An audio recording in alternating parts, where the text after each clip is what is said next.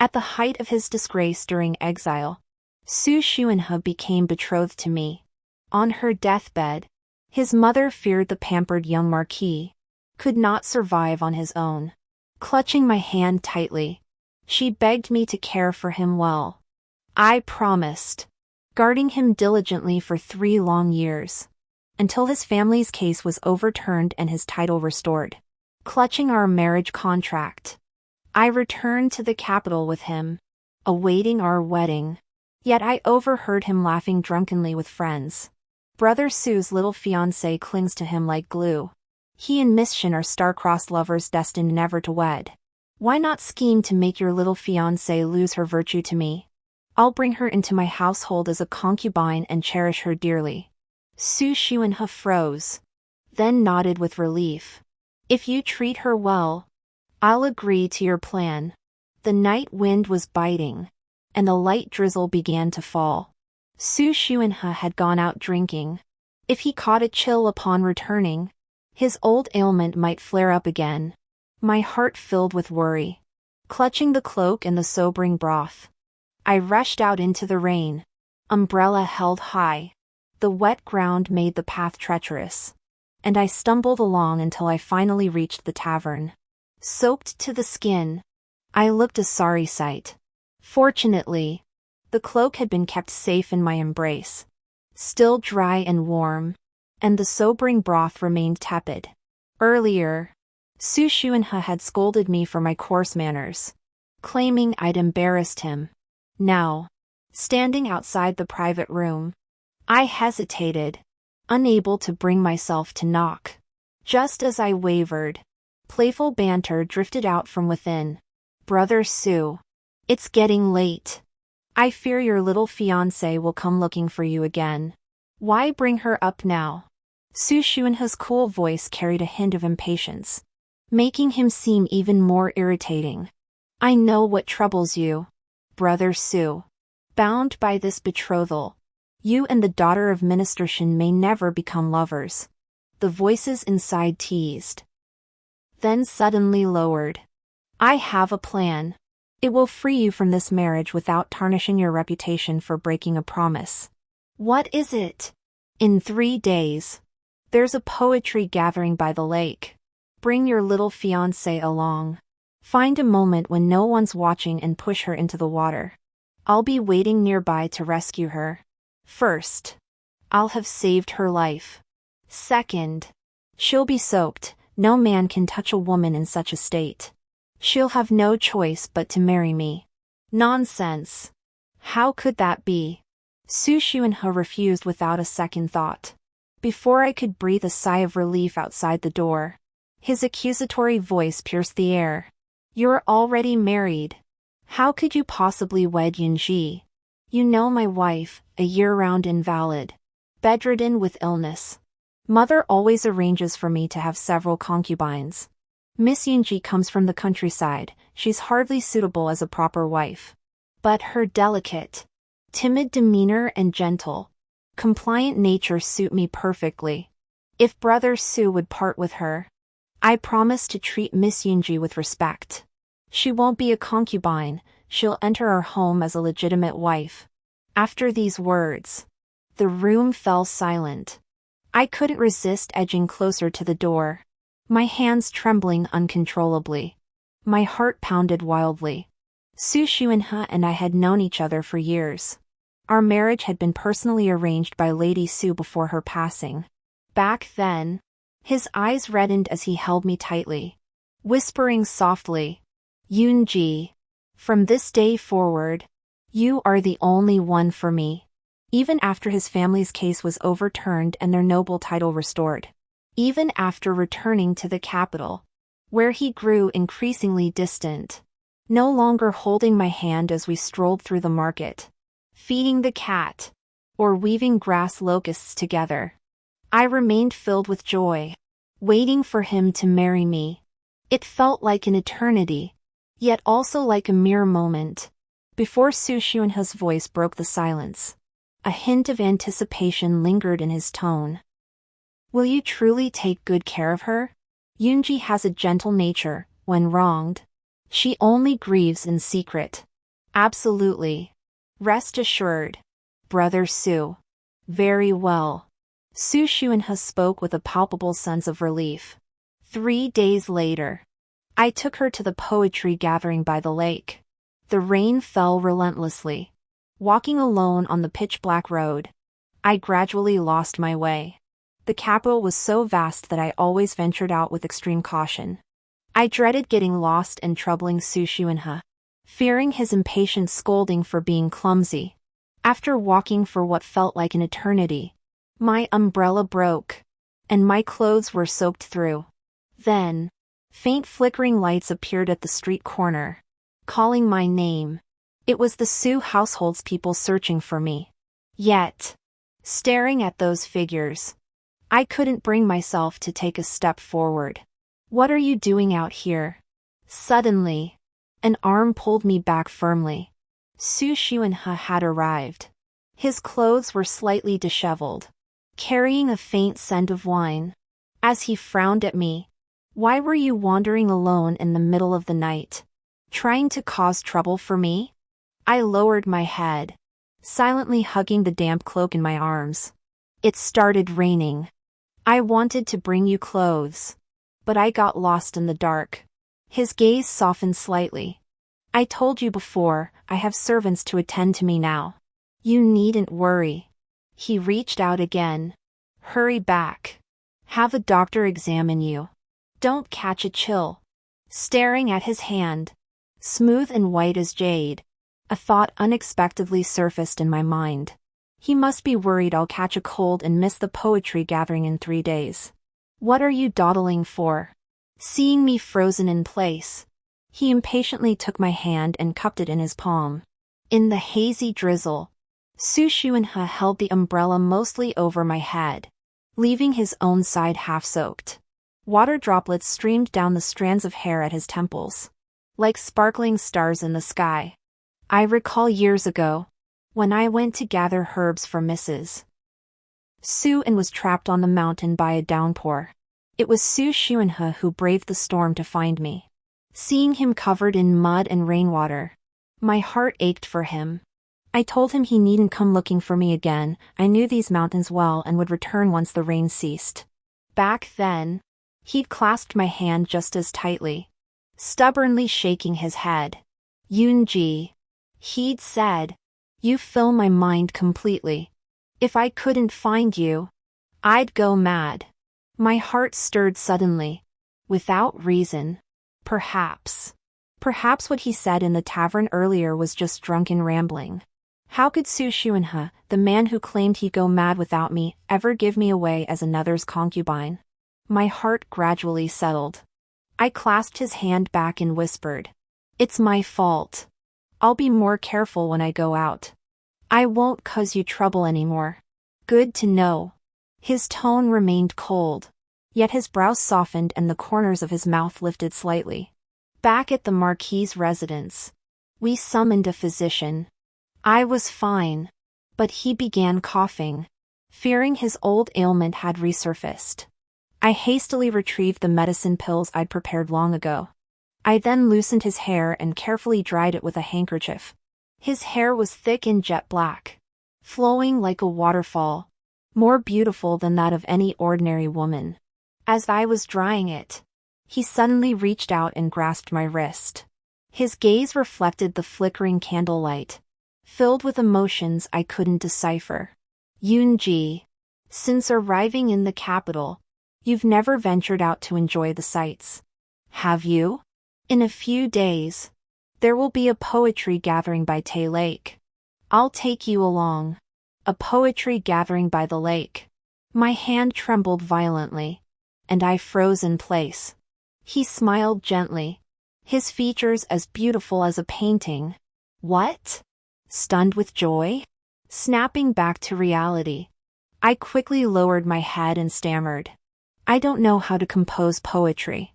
I'd better not go. I'd only embarrass you." He paused, a fleeting expression crossing his eyes before he gently stroked my head.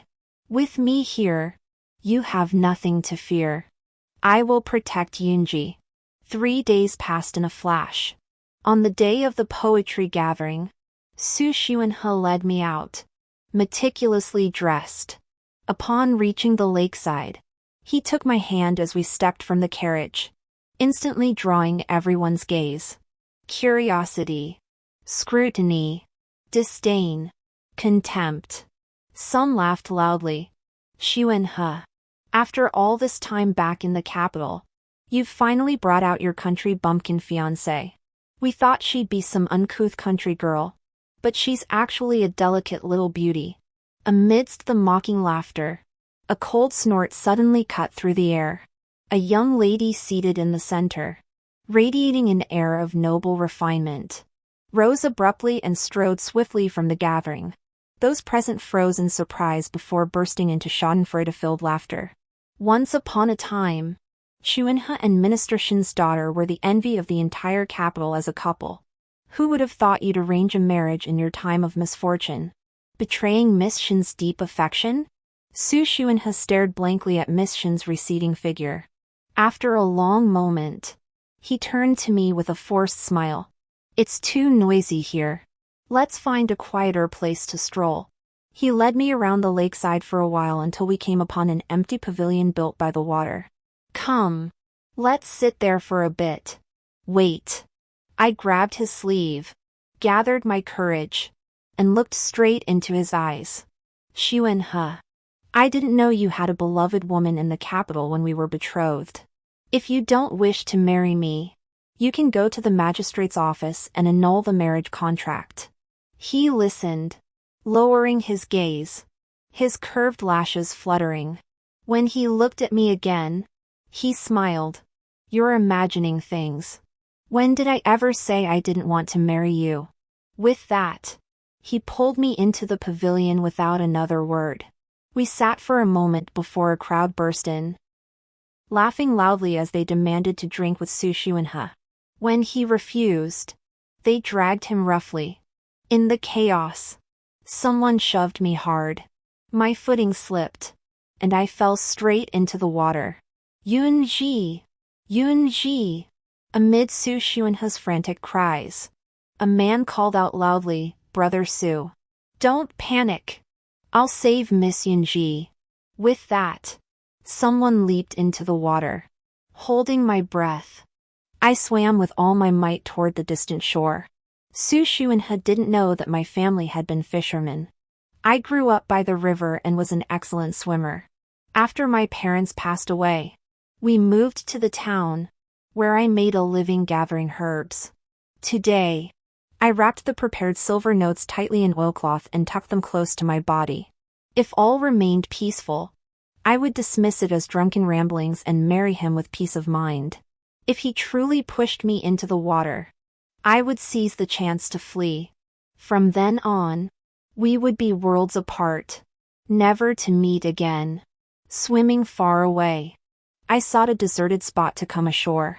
But suddenly, several men in black appeared on the bank, carrying a tall man between them. The man struggled fiercely, but his hands and feet were bound. He could only be tossed into the water. After several frantic splashes, the man sank beneath the surface. The black-clad figures laughed and turned to leave. Once they were far away, I was about to sneak ashore when my body suddenly grew heavy. The man had clamped his teeth onto my clothing. A pair of upward slanted phoenix eyes stared straight at me, their depths darker than the lake itself. My heart softened, and I wrapped my arms around his waist. Finally, we reached the shore. He collapsed onto the ground, gasping for breath as if completely drained. I struggled to untie the ropes binding him. Just as I was untangling them, a piercing cry echoed from the distance. Yunji, where are you? Su Xuanhe, you can't swim. Jumping down like that, don't you value your life? Let me go. I must find Yunji. Fearing discovery, my panic grew. Finally freeing the ropes, I turned to flee, but the man who had lain still all along suddenly grabbed my wrist. His voice was low and hoarse. They're looking for you? I nodded frantically. I have to leave now. If anyone asks, please don't say you saw me. He blinked and let out a low chuckle. His features were strikingly beautiful, breathtakingly so. Where are you going, young lady? I must repay this debt of life. Seeing Su Shu and his group rowing their boat toward us, I was so anxious tears nearly welled up. No need for repayment, young master. Just let me go. Simply say you never saw me. The smile deepened in his eyes as he slowly released my wrist.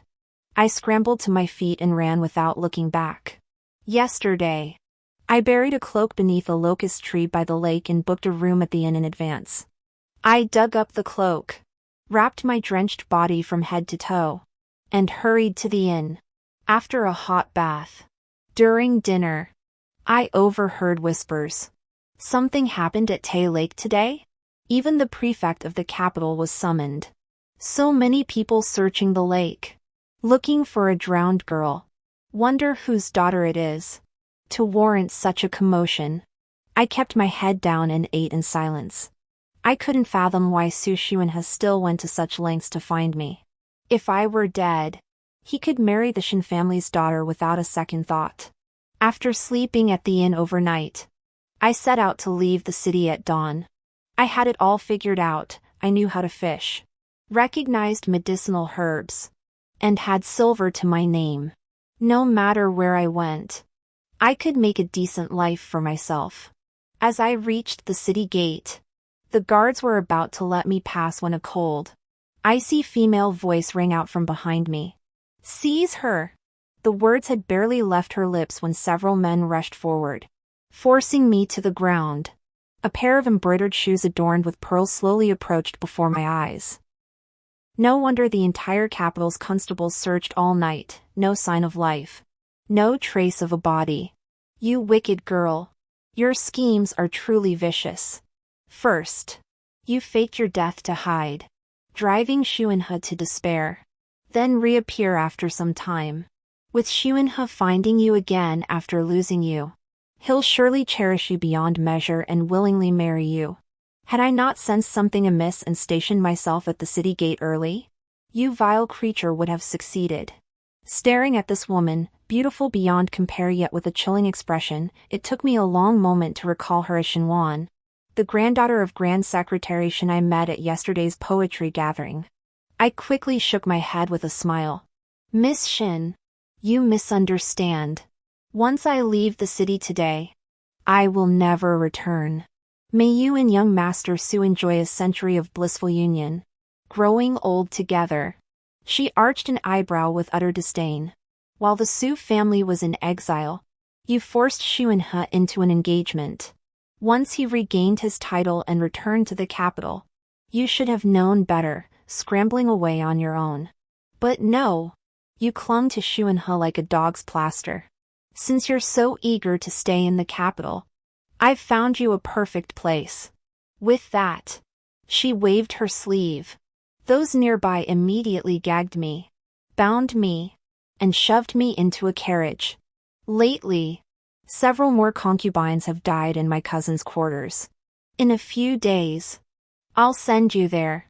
As for Xuanhe, let him believe you drowned in the lake, feeding the fish. Shinwan locked me in a small room. The guards all gloated at my misfortune. Our young master is notorious for tormenting women. He carries them out month after month. Who told you, you lowly girl, to be a toad trying to eat swan meat, clinging to young Marquis Su? If you're beaten to death by the young master, you'll have no one to blame but yourself. Days passed in a blur. Come dawn, when the young master returns to the capital, he'll send men to take me away. I secretly plotted, once the chains are unlocked tomorrow, I'll find a way to end my life. Death would be preferable to enduring this humiliation and torment. Just as despair consumed me, a sudden clamor erupted outside. Imperial guards investigating a case. All non-essential personnel must evacuate. It seemed many people had burst in, searching room by room. Amidst the chaos, Shinwan's shrieks pierced the air. Lu Ling, You have the audacity to trespass into the Shin family's private residence. Her tone was fierce, yet her voice trembled faintly. A cold, echoing voice cut through the air. As the commander of the Imperial Guard, where may I not go to investigate a case? What is the Shin family, after all? Lu Ling, how dare you? Ah, Wan, are you all right? My heart suddenly began to pound wildly. That voice, so familiar, it was Su Xuanhe. He was indeed with Shinwan, commander of the Imperial Guard. You're nothing but a mad dog that bites indiscriminately. It was you, this very dog, who framed my Su family back then. Su Xuanhe spat venomously, but Lu Ling remained utterly unfazed. Young Marquis Su, he said calmly, you may take your rant elsewhere. Do not obstruct this commander's investigation. With that, the sound of swords being drawn echoed as the Imperial Guards resumed their search. Soon after, a door burst open with a kick. Commander, we've found the young lady. With that announcement, someone stepped inside. My eyes widened instantly. Elegant features, a straight spine. Those alluring almond eyes stared intently at me, burning with intensity. This was clearly the man I'd saved from the water. He strode forward, swinging his sword a few times to sever the chains binding me. Little girl, I've finally found you. He looked at my stunned expression and smiled radiantly. He wrapped his arm around my waist and led me out. The moment we stepped outside, a figure rushed toward us. Su Xuanhe's face was pale, yet his eyes flashed with wild joy. Yunji, is that you? Before I could answer, he swept me into his arms. His voice was slightly choked. I've been searching for you like a madman these past days. I thought. He pulled me closer. Come home with me now. We'll never go near the lake again. I awkwardly pulled away from his embrace and whispered, I'm not going back with you. His face fell into confusion as he blinked. Why? And how did you end up at Miss Shin's place? Lu Ling beside us suddenly twisted his lips into a sneer. That's a question best directed at Miss Shin. Shinwan's expression turned frantic. Her eyes darted about as she pointed at me and ordered the servants. Go. Bring the items found on her to Xuanhe for inspection. Soon, they brought over a bundle. Inside were the silver notes I'd hidden on my person the day I fell into the water, the cloak I'd buried beforehand, and the receipt for booking a room at the inn. Xuanhe. Look! This girl clearly faked her death on purpose. She watched you suffer and grieve, then suddenly reappeared to exploit your pity and guilt. Su Xuanhe examined the items, his expression darkening. Yunji, did you truly harbor such intentions? My lips trembled, but I swallowed the words back. 3 years of shared hardship and unwavering devotion, yet he schemed to make me another man's concubine, all to avoid the shame of breaking our betrothal. Now, because of Shinwan's few words of provocation, he believes I'm deceiving him. What explanation could there be for such a man? I drew a deep breath and offered a calm smile. Young Marquis Su, let our marriage end here. We shall each find our own spouses and sever all ties. Yunji, you. His entire body swayed as he clenched the banknotes and cloak so tightly his knuckles turned white. You think you can just run away now that you've been exposed? These banknotes were stolen from the Su residence, they should be handed over to the authorities. Xuanhe, right? Shinwan spoke with a smug smile, her arm slipping intimately around Su Xuanhe's. Su Xuanhe, however, kept his gaze fixed on me, utterly silent. The darkness in his eyes startled me, sending a shiver down my spine. Lu Ling shifted beside me, shielding me behind him. His fingers tapped leisurely against the embroidered spring dagger at his waist. Deliver them to the magistrate's office? Lu here will take her away today. Let's see who dares to stop us. Shinwan faltered, her face flushing crimson. You're merely the imperial court's lackeys. Do you truly believe my father cannot deal with you? Then Lu here will await the memorial of impeachment from Minister Shin. Lu Ling smiled noncommittally, took my hand, and led me out. As we brushed past Su Xuanhe, his arm twitched as if to pull me back. But it fell limp once more. Lu Ling dragged me along the pitch-black road for what felt like an eternity. Several times, I wanted to ask where we were going, but the courage never came. Scared of me? A voice suddenly echoed overhead. I shuddered in fright, nodded, then quickly shook my head, sensing something was off. My heart pounded wildly. Though raised in the countryside, I'd heard tales of the Imperial Guards and the Zhaoyu prison. Storytellers in tea houses vividly described their ruthlessness and cold-blooded cruelty. From high-ranking officials to common folk, anyone who entered the Imperial prison regretted ever being born. I'd even seen it with my own eyes. The county magistrate, usually so imposing, had wet himself in fear when the Imperial Guards arrested him for embezzling military funds. Now, the person beside me was the highest-ranking officer in the Imperial Guards. How could I not be afraid? Don't be afraid. He halted, lowering his gaze to meet mine. His phoenix eyes shimmered like a sky filled with stars. He was truly beautiful. The storyteller must have been lying. How could someone this handsome be a demon who kills without mercy? Summoning my courage, I offered a cautious smile. Your Excellency, I didn't steal the young Marquis's banknotes. He gave them to me for jewelry and clothes. Please don't take me to the prison. He froze, then pressed his fist to his lips, laughing uncontrollably. Your Excellency. What? What are you laughing at? Nothing. He cleared his throat and ruffled my hair. Standing much taller than me, it felt like he was petting a kitten. Why would I take you to the prison? To prevent Su Xuanhe and Xinwan from harming you again. I'll have you stay at my residence for a while. Once I finish my current affairs, I'll send someone to escort you out of the capital. So that's how it was. My worries vanished completely, and I couldn't help but beam with joy. Your Excellency, my name is Yunji. You may simply call me by my name from now on. His eyes crinkled with a smile as he took my hand once more.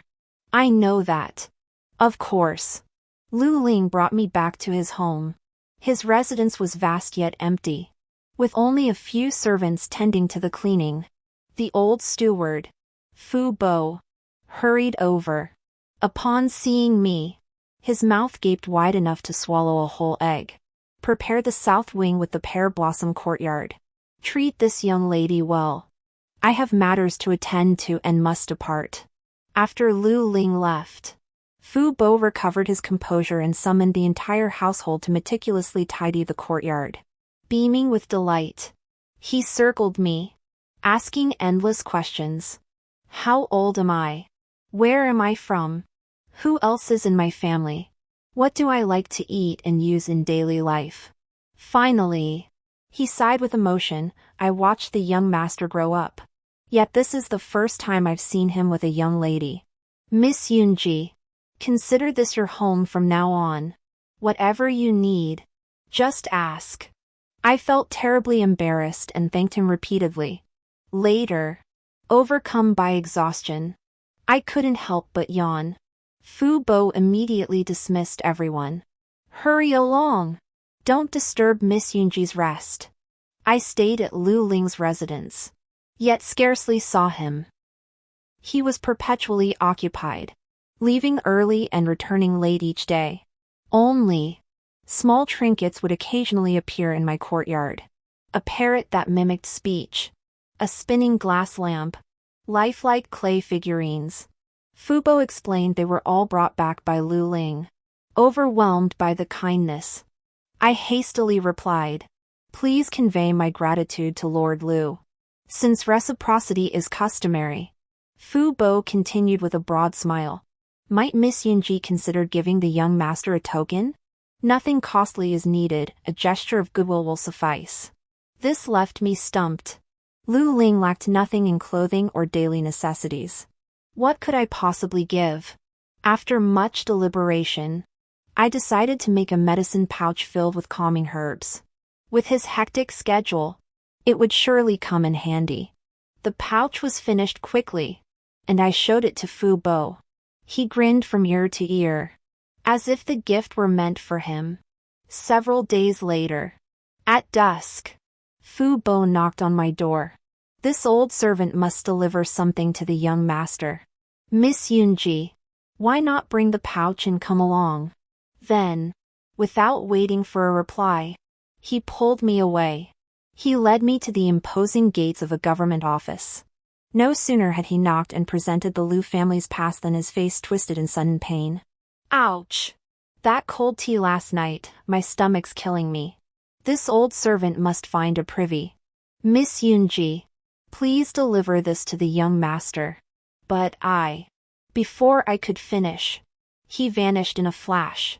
Moments later, a Jinyiwei guard in a flying fish robe emerged. Spotting me, he froze. Has the sun risen in the west today? A young lady seeking our master? Quickly, usher her in. I'll fetch him at once. Following him inside, everyone I passed stared at me with astonished expressions. Finally reaching the main hall, I felt like I was sitting on pins and needles. I just wanted to hand the item to Lu Ling and leave immediately. But I waited and waited, and he never appeared. My heart grew increasingly anxious. Back when Su Xuanhe handled official business, he never allowed me to approach him. He claimed I knew nothing and would only disturb him. And with Lu Ling so busy, my bold intrusion would surely anger him. I couldn't sit still any longer and forced a smile. Lord Lu is so busy with official duties.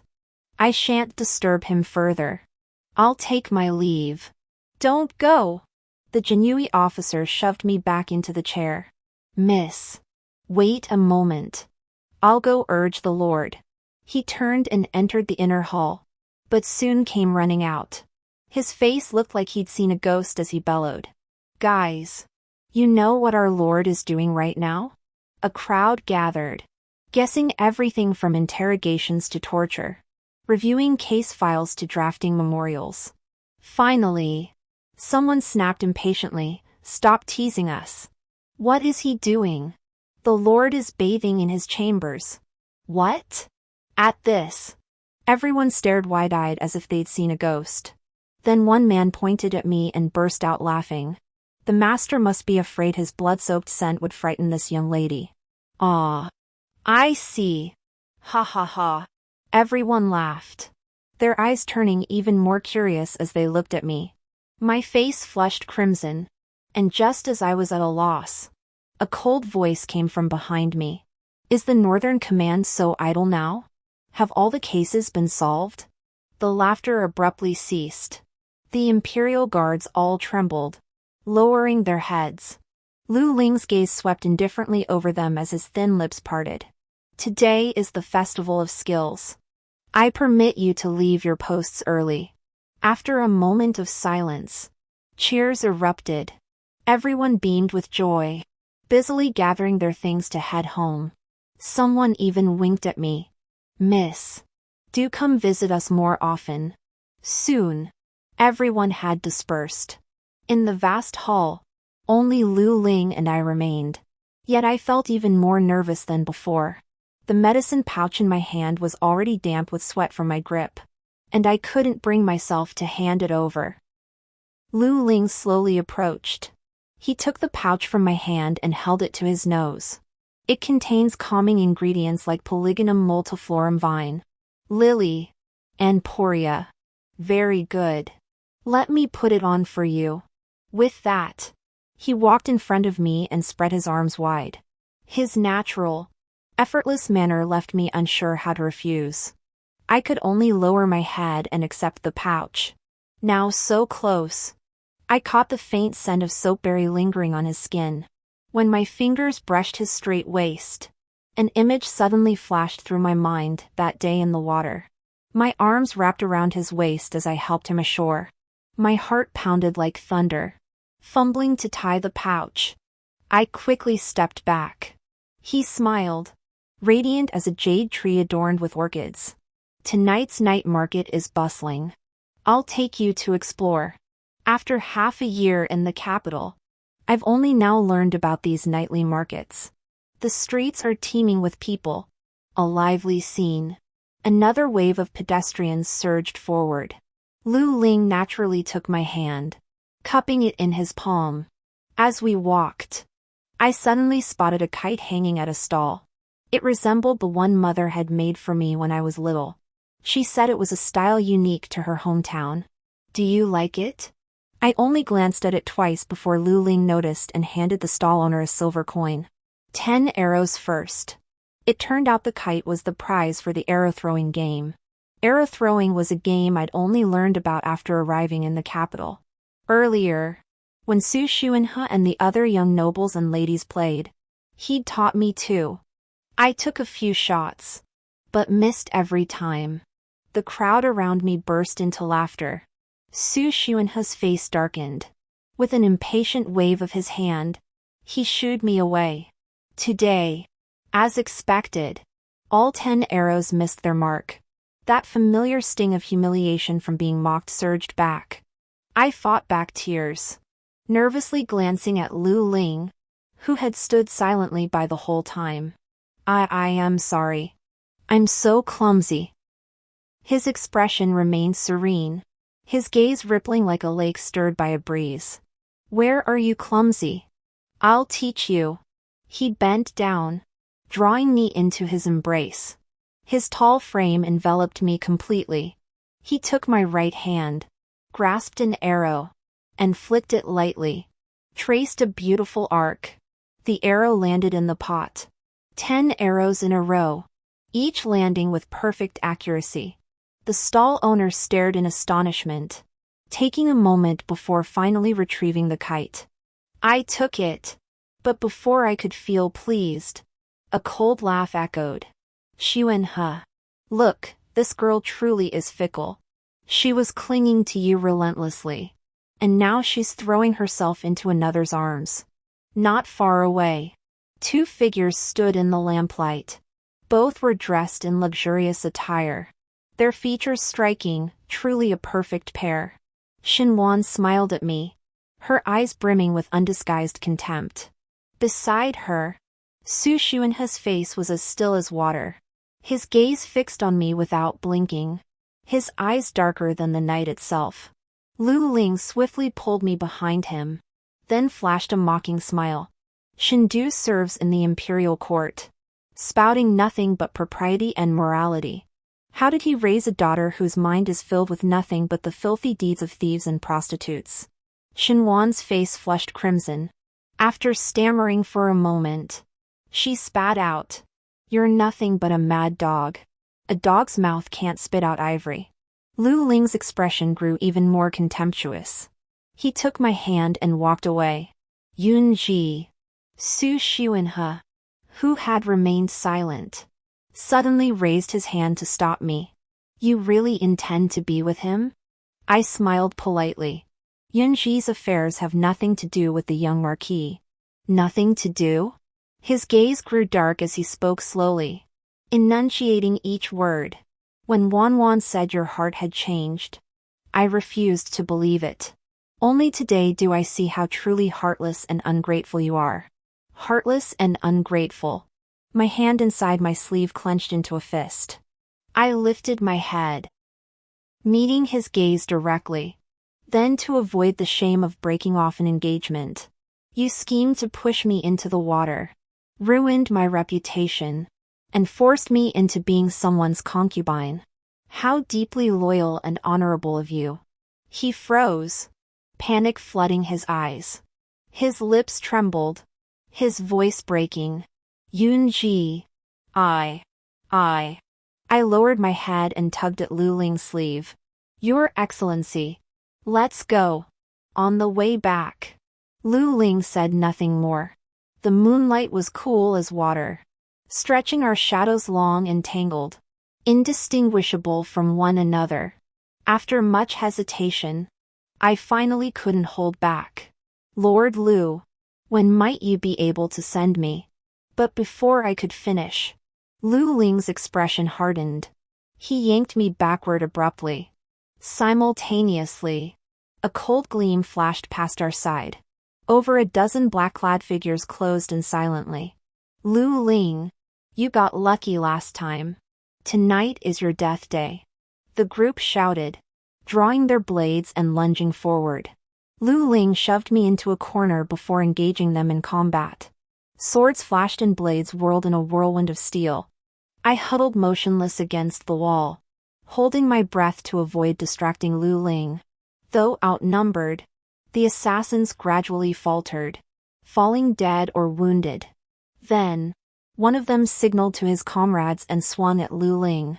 But another man beside him swung his long sword, aiming straight for me. In the blink of an eye, the sword tip was at my chest. There was no time to dodge. I closed my eyes, bit my lip hard, and stifled the instinctive scream. Warm blood trickled down, yet I felt no pain. Lu Ling had stepped in front of me, his shoulder pierced by the blade, blood-soaked. His eyes blazed with even fiercer murderous intent as he spun, thrusting his sword into the assassin's throat. Seeing Lu Ling wounded yet still shielding me, the others attacked with even greater ferocity. In the critical moment, a squad of Imperial Guards arrived. The Lord has been attacked. Capture the assailants.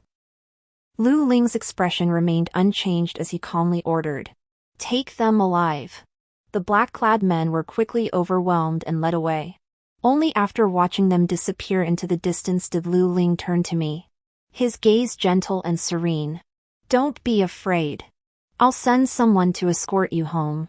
What about you, Your Excellency? I must interrogate those assassins through the night. But my heart raced as I pointed to his still bleeding wound. Your Excellency, your injury. He smiled gently, raising his hand as if to touch my head. But seeing the blood on his palm, he lowered it. I'm fine. You've been frightened tonight. Go home and rest well. Yet after returning home, sleep eluded me. My mind was filled only with the image of Lu Ling shielding me. When dawn finally broke, I went to the kitchen to prepare a restorative soup, then sought out old Fu. I asked if I could visit Lu Ling. Fu Bo nodded vigorously, even wiping away tears. Master Lu has been on this mission so many times. Ambushed countless times. Wounded countless times. This is the first time a young lady has shown concern. This old servant is truly overjoyed. The carriage was quickly prepared, and I stepped out carrying the food box. Just as I was about to climb in, a familiar voice suddenly called out, Yun Ji.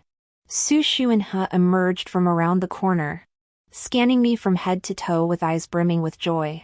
I heard about Lu Ling's assassination attempt last night and panicked. I came as soon as dawn broke in. We've been waiting for you for 2 hours. You're unharmed, what a relief. Before, I was momentarily bewitched, listening to others' nonsense. I know I was wrong. Yun Ji, come back with me. Our marriage plans remain unchanged. He spoke with a gentle smile, reaching out to take my hand, as if his words about the marriage being unchanged could restore us to how we were before. I stepped back slightly, speaking calmly, Young Marquis Su. I already told you last night, my affairs have nothing to do with you. Yun Ji. His eyes instantly reddened, his long lashes fluttering. I truly regret it. If you feel wronged, you can hit me or scold me. Once you've calmed down, just come home with me. Back when Su Xuanhe was in exile, he'd always speak to me like this. Eyes reddened with sorrow whenever he felt down. And I'd always ache for him, finding all sorts of ways to cheer him up. But seeing him like this now, my heart remained utterly still. I merely gave a faint smile. Su Xuanhe, had I not overheard your schemes with others beforehand? How would I have faced the world that day at the poetry gathering? Soaked to the skin, Carried ashore before everyone's eyes, how could I have borne it? And when you were carried in a sedan chair to become someone else's concubine, who would care about the sorrow and injustice you felt? After saying this, I wanted no further connection with him and climbed straight into the carriage. He stood frozen in place until I was far away. Pale-faced. He stared straight ahead at the direction where the carriage vanished. My second visit to the Northern Command headquarters. The Jinyiwei guard who opened the door ushered me inside immediately upon seeing me.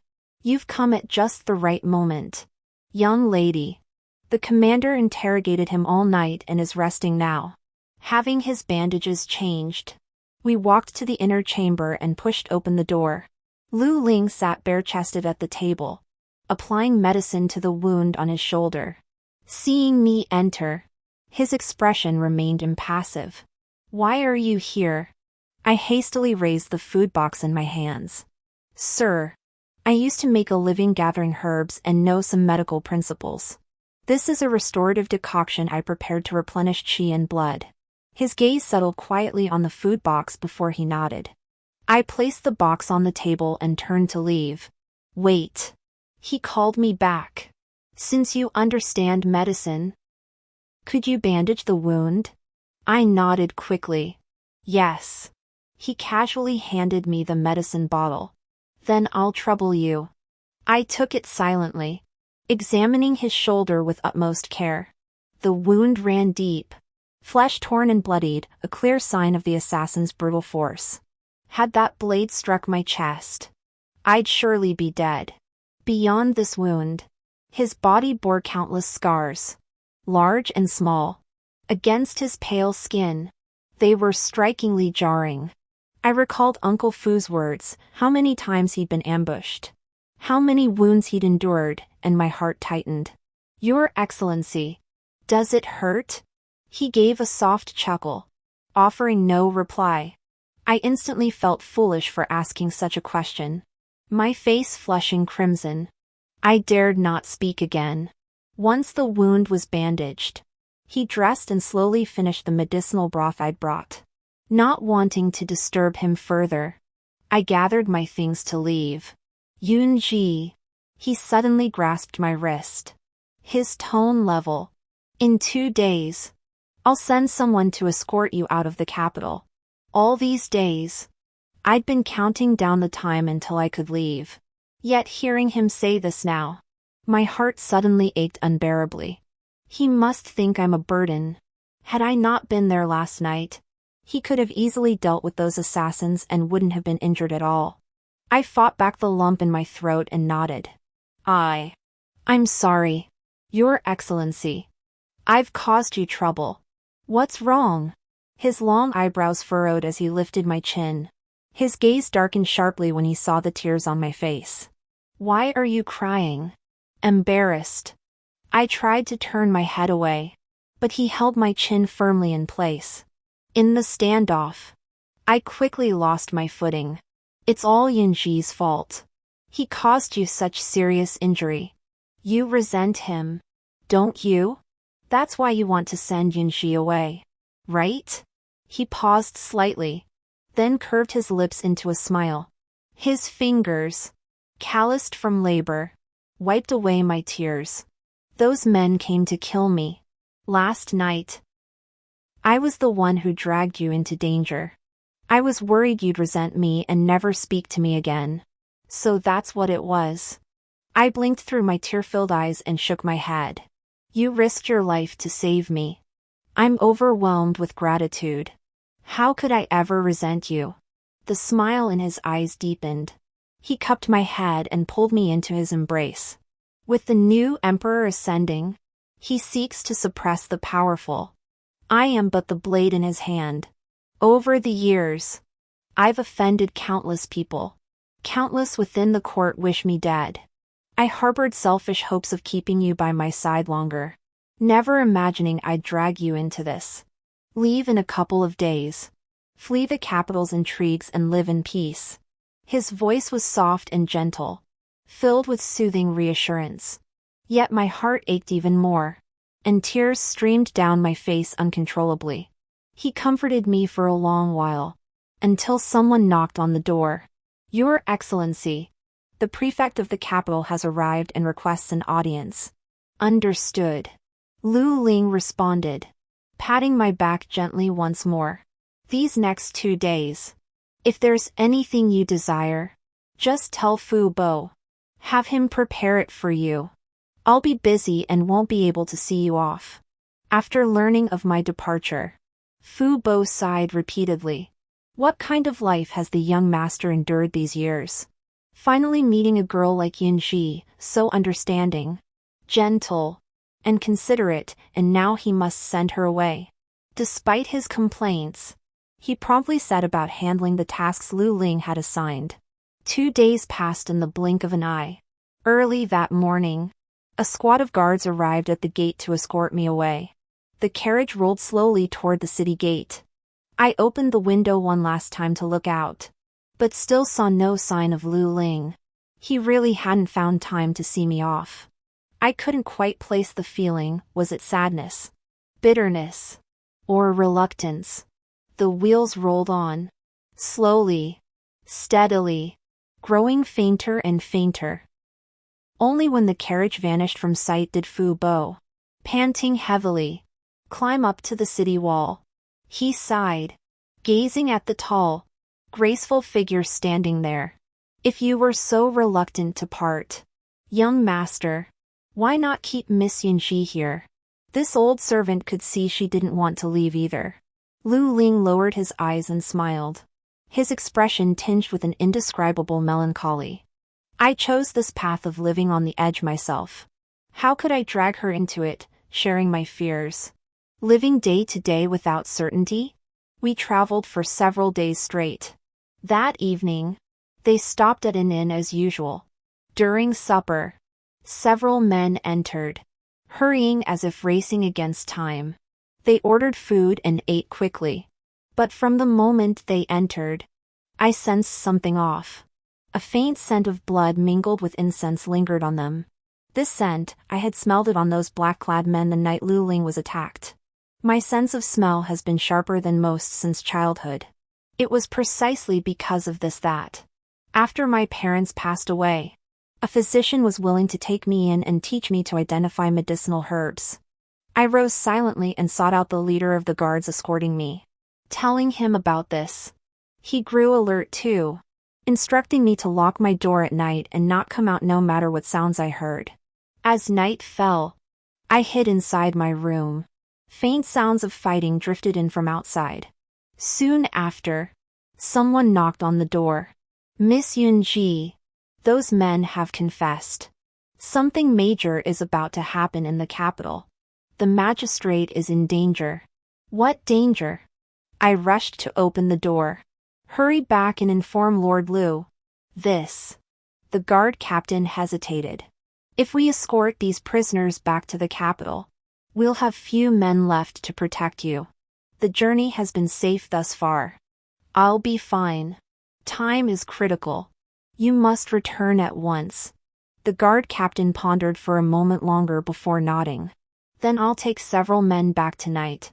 Take care. Young lady.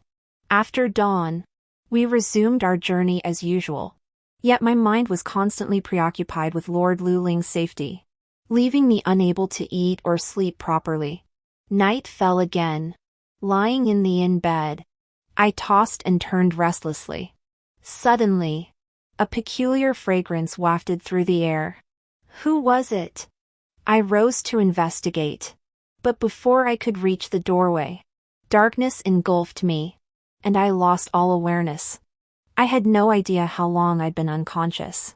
When I opened my eyes again, I found myself lying in an unfamiliar room. My hands and feet were bound with ropes. My whole body felt unbearably hot, and I had no strength left. I opened my mouth, trying to call for help, but the sound that came out was thin and soft, more like a moan. What had happened to me? Just then, a strange man's voice came from outside the door. Cousin, did you really capture that girl you mentioned earlier? Honestly, I've been thinking about her these past days. Got her. She's in here. The soft laughter belonged to Shinwan. She's just a country bumpkin, crude and dim-witted. Worried my cousin wouldn't enjoy himself. I slipped her some sleeping potion from the moonlit pavilion. Really? Then I thank you in advance. Cousin. Ha ha. Ah. For some reason, the man's triumphant laughter abruptly turned into a blood-curdling scream. The door was kicked open. Someone burst in. But the room was dark, I couldn't make out who it was. The ropes binding me were severed, and I was lifted up. Yet the moment I touched that person, my dazed mind exploded. Gasping loudly, I clung tightly to him. A fire seemed to burn within me. A parched, burning ache that made me squirm restlessly in his embrace. He froze, as if about to push me away. Don't go. My moans were choked with sobs as I threw myself back toward that familiar scent. Yunji, wake up. Who's calling me? In my daze. I followed the voice and touched something soft. Instantly, the nameless torment that had been burning within me found an outlet. Without a second thought, I pressed my lips against his. He seemed to try pushing me away. But the harder he pushed, the tighter I clung. I even began to sob softly. Don't go. Please. The arms holding me stiffened, suddenly pinning me beneath him as he captured my lips with a kiss. Finally satisfied, I responded to his kiss while wrapping my arms around his straight back. What happened after that? I can't recall. It felt like I'd been dreaming. In the dream, endless waves crashed against me. Wave after wave, nearly swallowing me whole. Yet someone always held me, carried me, cradled me within their arms as we rose and fell. When I awoke, I found myself back in that familiar room. Beside me sat Uncle Fu, his eyes bloodshot. Seeing me awake, he immediately broke into a smile. You're finally awake. You've slept for 2 whole days and nights. You scared the life out of this old servant. I rubbed my throbbing head and sat up. Fubo, how did I end up here? The young master carried you back that day. He only said to let you rest well before hurrying off again. But you remained unconscious. The doctor couldn't explain it either. This old servant was terribly worried. I'm sorry. Fubo. I gave an embarrassed smile and asked, where is Magistrate Liu? Fubo paused, closing the doors and windows before whispering. A major incident has shaken the capital. The heavens nearly turned upside down. Young master has been arresting people everywhere lately. From Fubo, I learned what had transpired in the capital after my departure. After the new emperor ascended the throne, he sought to abolish corrupt practices and reform the bureaucracy. But this threatened the interests of numerous powerful court officials. These men paid lip service while secretly opposing the emperor at every turn. The emperor, however, was resolute. He heavily relied on Lu Ling, determined to root out these court parasites. Not long ago, it seemed they were about to be swept away in one fell swoop. Unable to sit idly by any longer, these nobles, led by Chief Minister Shindu, conspired with exiled princes to stage a coup and depose the emperor. Yet at the critical moment, the plot was leaked. The emperor issued a secret edict, ordering Lu Ling to arrest the rebels overnight. In the days to come, the capital would likely be drenched in blood. But none of this concerned me. I dwell peacefully each day in Lu Ling's residence, awaiting his return. Old Fu treats me with extraordinary kindness. He often murmurs, Miss Yunji, how wonderful it would be if you could stay here forever, keeping the young master company. This evening, I was pruning flower branches in the courtyard. One branch was rather high, and just as I was tiptoeing to reach it, a long, slender arm suddenly extended behind me. It grasped my hand and snipped the branch clean off. I spun around, only to collide headfirst into Lu Ling's chest. Lu. Lord Lu. You're back. My heart began racing for no apparent reason. 1,000 words swirled in my mind. Yet not a single one escaped my lips. He was the first to smile. As effortless and serene as ever.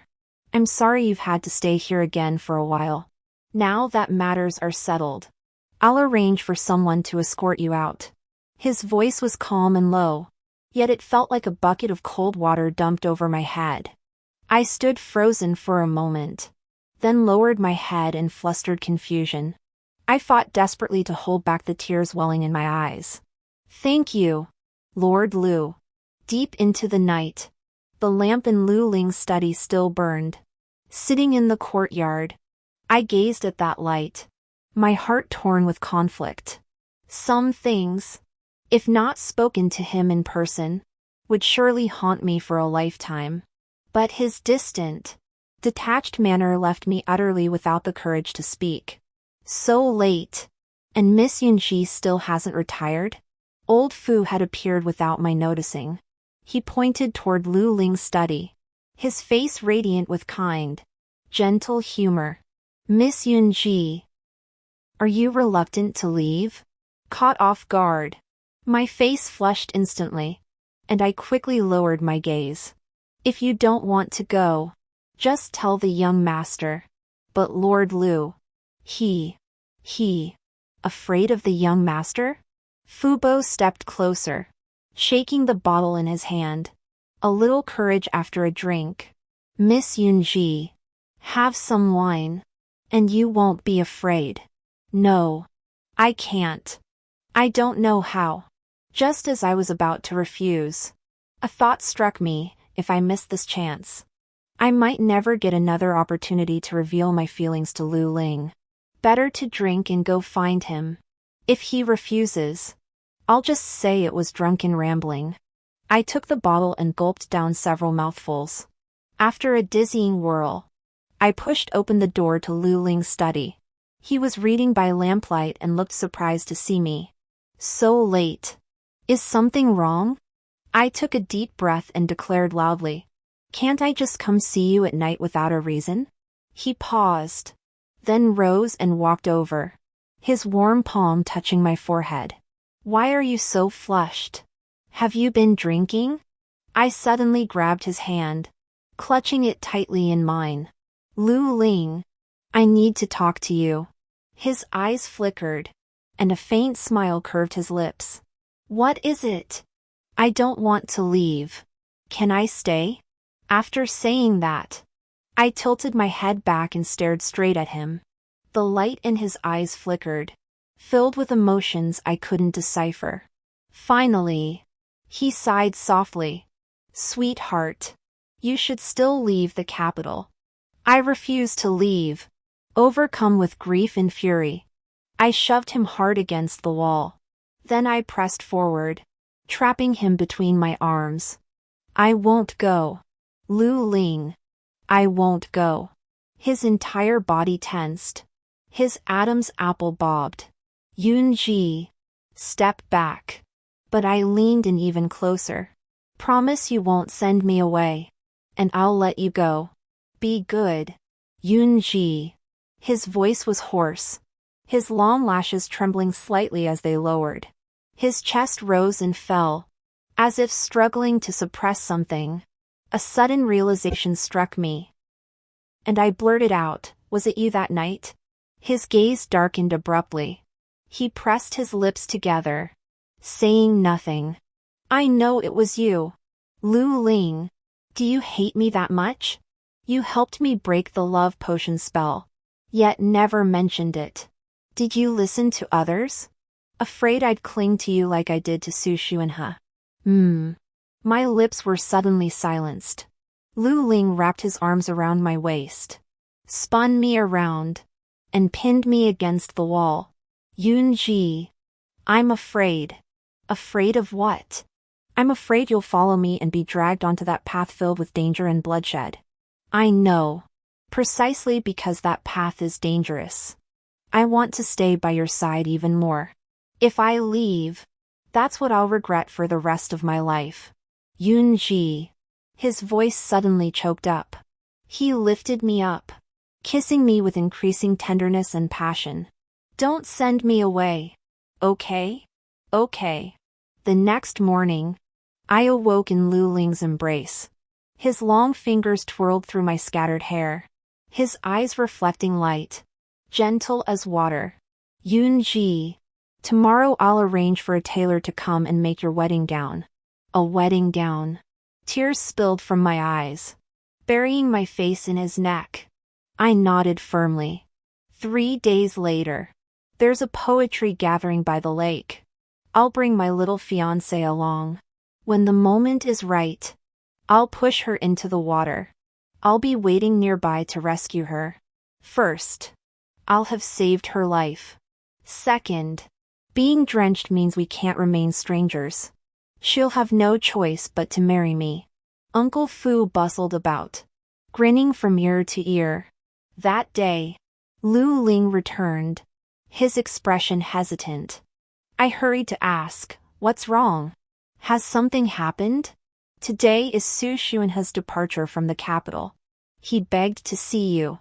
Do you wish to go? Su Xuanhe. I suddenly realized I hadn't thought of him in a very long time. When the treason case was adjudicated, many of the Shin family were beheaded, while the rest were exiled to the northern frontier as slaves. Though Su Xuanhe hadn't participated, he was implicated nonetheless. Stripped of his noble title, he was banished back to his ancestral home. Years ago, nearly all the Su family perished in exile. Su Xuanhe speaks of returning home, but he's likely alone now. My heart stirred not a ripple. I smiled and shook my head. Too much to do. I won't see him off. Saying this, I took Lu Ling's arm and walked into the house. I looked at several phoenix hairpins, unable to decide. Help me choose. He suddenly smiled. His features softened as if a spring breeze had swept across them, an indescribable beauty radiating from him. He took my hand, our fingers intertwining, and led me inside. At the city gate, a gaunt, forlorn figure stood, gazing blankly, until night fell and a bitter wind swept in. He clutched his chest, coughing violently, but no one could produce the medicine pills always carried close at hand, gently stroking his back while whispering soothing words. It's okay, Xuanhe. I've made you soup and brought thicker bedding. You'll surely recover. He had always thought this was the most ordinary of things. Only now did he understand that such happiness would forever remain beyond his reach. The end.